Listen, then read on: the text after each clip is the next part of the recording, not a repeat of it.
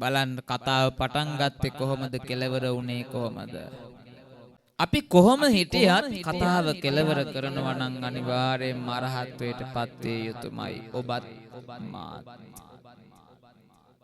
සියල්ලෝ එතනට යා යුතුමයි. වැරදි අඩුපාඩුකම් වෙද්දී මනාව මනසින් උපකල්පනය කරන්න. විවෘත වෙන්න. විවෘත වුණාම නිදහස ලැබෙනවා. සාගවන් ඉන්න එපා. ඔබගේ නිදහස හිර කරගෙන ඉන්න එපා. මේ ලෝකේ තියෙන සුන්දරතම් භුක්ති විඳින්න. හැබැයි වින්දට කමන්නේ බැඳෙන්න එපා.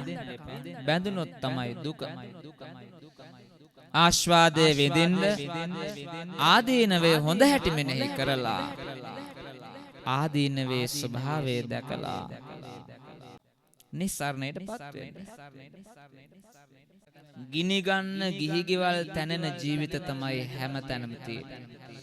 එහෙනම් ඔයාලගේ ජීවිතේ ගිහි ජීවිතේ ගිනි තියාගන්න එපා. ඒක මහා ගින්නකින් දැවෙනවා හැම වෙලාවෙම. කලමනාකාරීත්වයක් නැති වුනහම, හැඟීම් දැනීම් තේරුම් ගන්න බැරි වුනහම, සංවේදීභාවය නැති වුනහම, සිතුවිලි තේරුම් ගන්න බැරි වුනහම ප්‍රශ්න. මේ කියපු කතාව හොඳට මතක තියාගන්න.